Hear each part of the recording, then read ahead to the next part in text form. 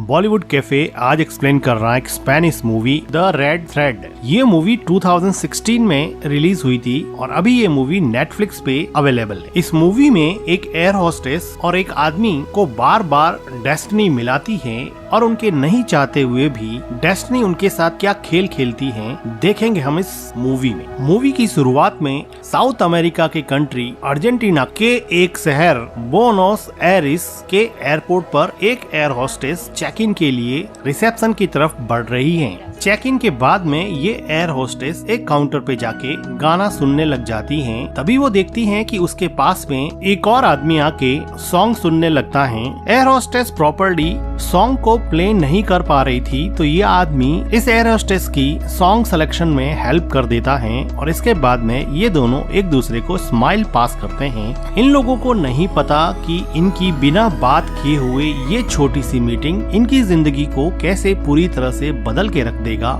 The red thread जो इस movie का नाम है और एक चाइनीज प्रोवर्ब है जो ये कहती है कि irrespective of your place and time, आप कहीं पर भी पैदा हो या फिर कहीं पर भी रहे, किस्मत की डोर आपको अगर मिलाने में लग जाए तो फिर उसको कोई भी नहीं रोक सकता। इस डोर को या तो आप छोटा कर सकते हो या फिर इसको लंबा कर सकते हो, आप इसको कभी भी तोड़ नहीं सकते। डेस्टिनी अगर आपको मिलाने पे उतारू हो जाए तो दुनिया की कोई भी ताकत आपको मिलने से नहीं रोक सकती। और इसी प्रोवर्ब को प्रूव करता मूवी का अगला सीन है जिसमें ये आदमी जिसका नाम मैनुअल होता है तो वहाँ पर वो एयर होस्टेस जिसका नाम एब्रिल होता है वो एक माइनर बॉय को अपने साथ में लाती है और मैनुअल को कहती है कि ये सीट इसकी है, लेकिन वो लड़का कहता है कि मैं विंडो सीट प्रेफर करता हूँ। एब्रियल मैनुअल को बताती हैं कि ये लड़का अपने पेरेंट के बिना जर्नी कर रहा है और इसकी जिम्मेदारी मेरे ऊपर है, इसलिए तुम इसका ध्यान रखना और इसको किसी भी चीज की जरूरत पड़े तो मुझे बुला देना। एब्रियल की फ्रेंड एब्रिल को बताती हैं कि हमारी एक को एयर होस्टेस को कल ड्रिंक करने की वजह से सस्पेंड कर दिया गया है। तो एब्रिल कहती है कि मुझे हेडेक की टेबलेट दो और ये सब बकवास मत करो। एब्रिल की फ्रेंड उसको हेडेक की टेबलेट दे देती है। फ्लाइट को टेक ऑफ हुए काफी टाइम हो चुका होता है और अब मैनुअल एब्रिल के अकेले होने का वेट करता है और जब उसकी को एयर होस्टेस पैसेंजर्स को सर्व करने के लिए जाती है तो वो एब्रिल के पास चला जाता है। तो एब्रिल पूछती है कि क्या तुम्हें नींद नहीं आ रही है क्या? तो मैनुअल कहता है कि मुझे फ्लाइट की जर्नी से बहुत डर लगता है। तो एब्रिल पूछती है कि तुम आज ट्रेवल क्यों कर रहे हो, बिजनेस के लिए या प्लेजर के लिए? तो एब्रिल कहता है कि मेरे लिए बिजनेस और प्लेजर दोनों एक जैसी चीज है, क्योंकि मैं इनोलॉजिस्ट हूँ जो वाइन बनाने में एक्सपर्ट हूँ और मेरे वाइन बनाने का बिजनेस है। इस बात पे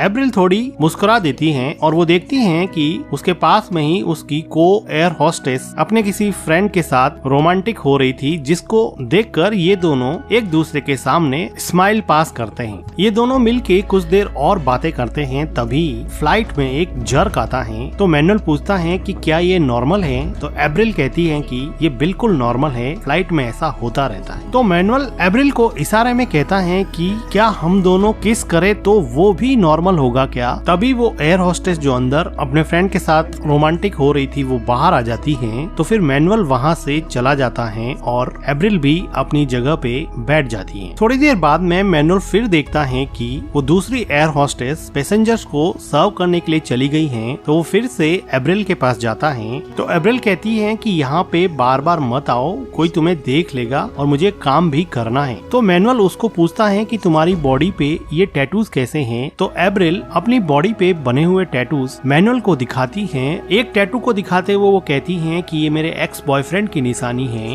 एब्रिल मैनुअल को एक टैटू अपने थाइस पे बना होता है वो भी दिखाती हैं। इसके बाद में एब्रिल मैनुअल को अपनी सीट पे जाने के लिए कहती हैं, लेकिन किस्मत की डोर इनको मिलाने में जुटी थी। तभी वहाँ पर फ्लाइट में एक जर्क आता है और ये दोनों एक दूसरे से वापस टकरा जाते हैं और अब ये एक दूसरे को बिल्कुल भी रजिस्ट नहीं कर पा रहे हैं और दोनों मिलके यहाँ पे किस करते हैं। इसके बाद में मैनुअल एब्रिल से कहता है कि फ्लाइट लैंड होने के बाद में क्या तुम मेरे साथ लंच करोगी क्या? तो एब्रिल कहती है कि मैं तुम्हारा वेट करूंगी, तुम मुझे कस्टम क्लियरेंस के बाद में मिलना। इसके बाद में मैनुअल वहाँ से चला जाता है। में फ्लाइट लैंड करती है। अब मैनुअल और एब्रिल दोनों ही बाहर मिलने के लिए एक्साइटेड थे। एब्रिल की सारी फ्रेंड चली जाती हैं। एब्रिल मैनुअल के क्लियरेंस का वेट करती हैं और उसको लाइन में खड़ा हुआ देखती हैं। लेकिन डेस्टिनी ने यहाँ पर फिर एक बहुत बड़ा रोल प्ले किया और यहाँ एयरपोर्ट पर कस्टम में बहुत बड़ा इश्यू हो जाता है, इसलिए यहाँ पर सबका क्लियरेंस थोड़ी देर के लिए रोक दिया जाता है और सिक्योरिटी सभी पैसेंजर्स को वेट करने के लिए कहती हैं और किसी को भी क्लियर नहीं करती हैं, जिसकी वजह से अब एब्रिल मैनुअल का वेट करती ही रह जाती हैं और ये दोनों यहाँ पे नहीं मिल पाते। इन लोगों ने किसी भी तरह का फोन नंबर, ईमेल आईडी या कोई भी कांटेक्ट नहीं लिया था, जिसकी वजह से ये एक दूसरे को कांटेक्ट नहीं कर पाते हैं और देखते ही देखते 7 साल बीत जाते हैं। अब एब्रिल की शादी हो चुकी होती है। उसका हस्बैंड ब्रूनो जो एक म्यूजिकल रॉक स्टार है और इस हैप्पी कपल का एक 3 साल का बेटा है फेलिक्स। एब्रिल अब मैनुअल को पूरी तरह से भूल चुकी है। वो अपने बेटे और अपने हस्बैंड ब्रूनो के साथ बहुत खुश हैं। दूसरी तरफ मैनुअल की भी शादी हो चुकी है।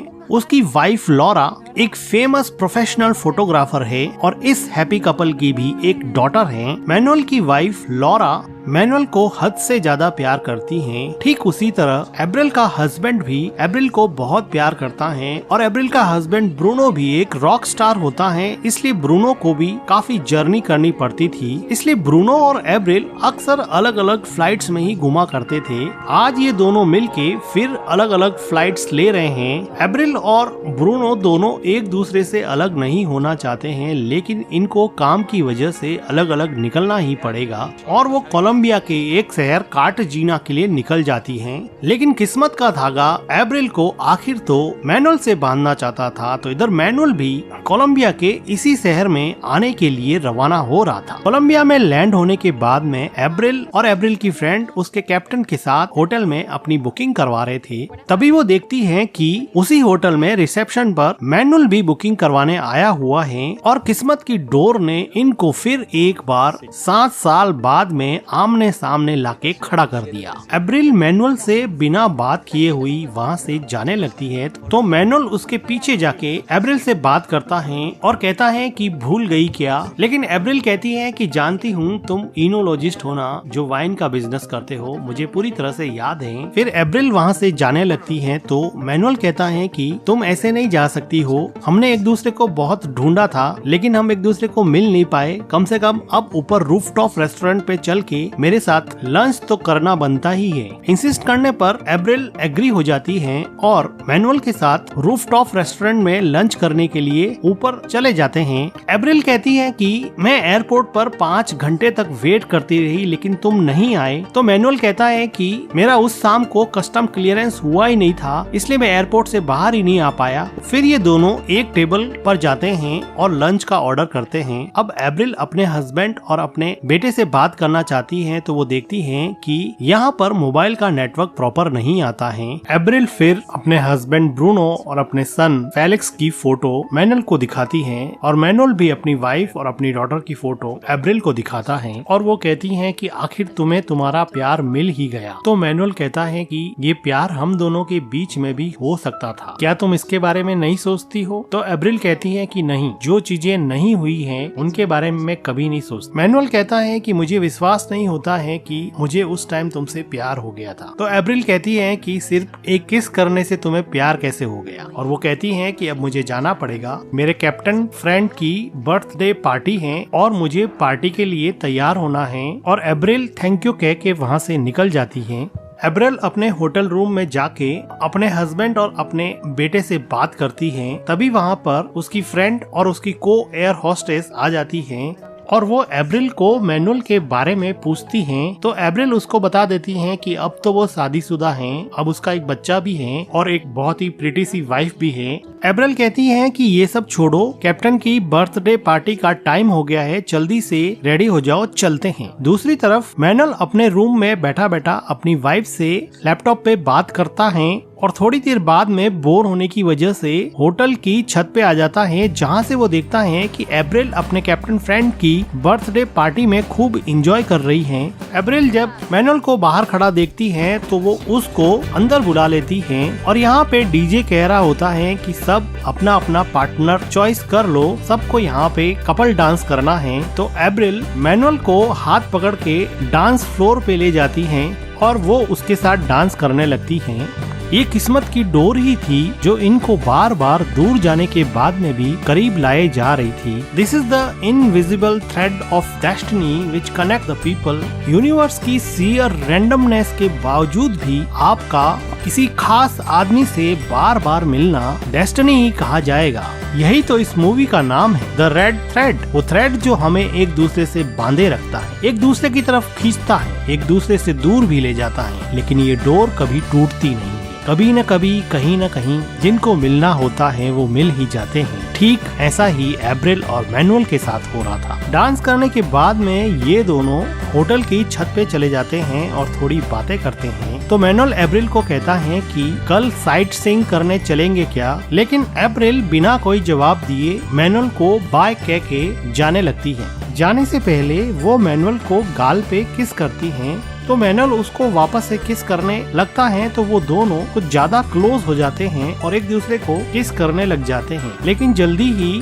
अप्रैल पीछे हट जाती है। नेक्स्ट डे मॉर्निंग में उठकर अप्रैल अपने हस्बैंड ब्रूनो और अपने सन फेलिक्स से वेबकैम पे बात करती है, लेकिन यहाँ पे नेटवर्क कनेक्टिविटी का थोड़ा इश्यू था, इसलिए अब अप्रैल अपने हस्बैंड से बात नहीं कर पा रही है। तो अप्रैल ने सोचा कि अब होटल में बोर होने और टीवी देखने से तो अच्छा है कि बाहर कहीं घूम के आया जाए, और वो कंफर्टेबल क्लोथ्स में अपने रूम से बाहर निकल जाती हैं। वो अपनी फ्रेंड को साथ में ले जाना चाहती हैं, लेकिन वो देखती हैं कि उसकी फ्रेंड कैप्टन के साथ रोमांस कर रही है। तो खुशी खुशी वो उन दोनों को अकेला छोड़ के खुद अकेली ही साइट सीइंग के लिए निकल जाती है। जाते समय अप्रैल देखती हैं कि मैनुअल अपनी वाइन की बोतल को एग्जीक्यूटिव्स को प्रेजेंट करने की कोशिश कर रहा है। मैनुअल अप्रैल के पास आके पूछता है कि क्या मैं तुम्हारी कोई हेल्प कर सकता हूँ क्या। तो अप्रैल कहती है कि मुझे आर्ट फेयर में जाना है, लेकिन मैं मैप रीडिंग में इतनी अच्छी नहीं हूँ, मुझे नहीं पता कैसे जाऊँ। तो मैनुअल कहता है कि तुम मेरे साथ चलो, मैं तुम्हें ले चलता हूँ। तो अप्रैल कहती है कि नहीं, मैं अकेली ही जाऊंगी। तो फिर मैनुअल अकेला ही साइट सीइंग के लिए जाने लगता है, जिसको देख के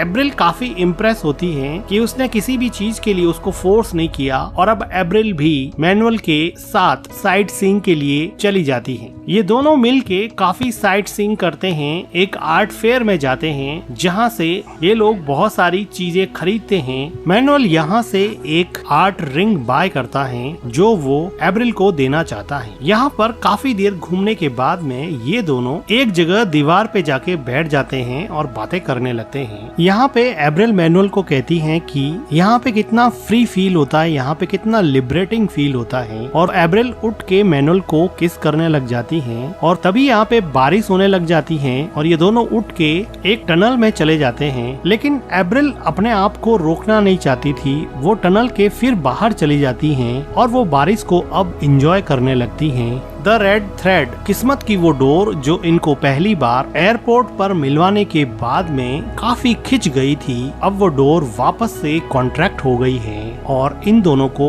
बेहद करीब ले आई है। लाइफ में बारिश कोई प्लान नहीं कर सकता, सेरेंडिपिटीज कोई प्लान नहीं कर सकता, रैंडमनेस और चांसेस कोई प्लान नहीं कर सकता। ये सब डेस्टिनी है, और इसी डेस्टिनी के चलते अप्रैल और मैनुअल एक दूसरे के साथ यहाँ पे इंटीमेट होने लग जाते हैं। नेक्स्ट डे मॉर्निंग में मैनुअल अप्रैल को वही रिंग गिफ्ट करता है जो वो आर्ट फेयर से कल लेके आया था। थोड़ी देर बाद में मैनुअल की वाइफ का फोन आता है, तो अप्रैल बड़े ध्यान से सुनती है। वो सुनती है कि मैनुअल ये कह रहा है कि मैं मीटिंग में बिजी हूँ, मुझे 1-2 दिन और लग जाएंगे, और वो अपनी वाइफ से झूठ बोल रहा होता है, जिसकी वजह से एब्रिल को ऐसा लगा कि वो भी तो ऐसा ही कर रही है और उसको थोड़ा गिल्टी फील होने लगता है। मैनुअल एब्रिल को पूछता है कि क्या हुआ, तुम इतनी अपसेट क्यों हो? मेरी वाइफ का कॉल आंसर किया इसलिए तुम अपसेट हो गया? तो एब्रिल कहती है कि नहीं, मुझे अच्छा नहीं लग रहा कि तुम किसी और के साथ हो। तो मैनुअल कहता है कि वो तो तुम भी हो ना, तुम्हारा भी तो एक हस्बैंड है ना। तो एब्रिल कहती है कि यही तो प्रॉब्लम है, हम दोनों प्यार सच में किसी और से करते हैं और मुझे नहीं पता कि मैं यहाँ पे क्या कर रही हूँ। तो मैनुअल कहता है कि हमारा फ्यूचर है, हमारा चांस है। तो एब्रिल कहती है कि कोई चांस नहीं है, एक ही टाइम में दो आदमियों को प्यार में नहीं कर सकती और इसमें तुम भी कुछ नहीं कर सकते और मैं भी कुछ नहीं कर सकती। और वो अपसेट होके रोते रोते वहाँ से चली जाती है। रोते हुए एब्रिल अपने घर की तरफ निकल जाती है और मैनुअल भी अपने घर की तरफ उदास मन से चला जाता है।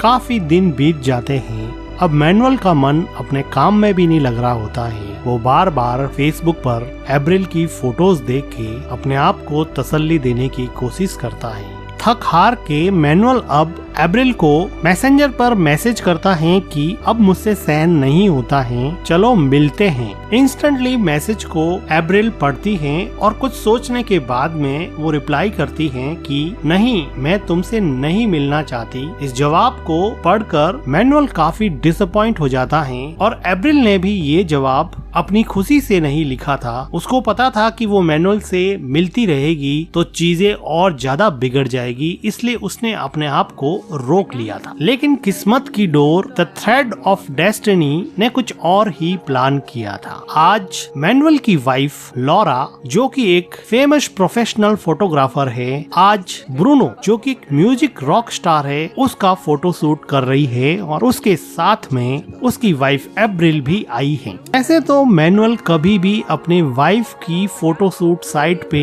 नहीं आता है, लेकिन आज उसकी एक फ्लाइट कैंसिल हो गई है, इसलिए वो यहाँ पर आ गया है और किस्मत की डोर ने फिर से एब्रिल और मैनुअल को एक ही जगह पे लाकर खड़ा कर दिया है। मैनुअल की वाइफ लॉरा मैनुअल को एब्रिल और उसके हस्बैंड से इंट्रोड्यूस करवाती है। उसको क्या पता कि एब्रिल और मैनुअल तो पहले से ही एक दूसरे को जानते हैं। ब्रूनो और लॉरा फोटो शूट में बिजी हो जाते हैं तो इधर मैनुअल और एब्रिल आपस में बात करने लगते हैं। तो एब्रिल पूछती है कि तुम यहाँ पे आए ही क्यों? मैंने तुम्हें मना किया था ना कि मैं तुमसे नहीं मिलना चाहती। लेकिन मैनुअल कहाँ मानने वाला था, वो एब्रिल के साथ थोड़ा रोमांटिक होने लगता है तो एब्रिल उसको रोक देती है। तो मैनुअल कहता है कि यहाँ से कुछ भी एक्सक्यूज करके निकल जाते हैं, मेरे साथ तुम होटल रूम में चलो। तो ये सुन के एब्रिल को थोड़ा गुस्सा आता है और वो वहाँ से चली जाती हैं और मैनुअल वहाँ से अपने होटल रूम में चला जाता है। लेकिन एब्रिल से भी कंट्रोल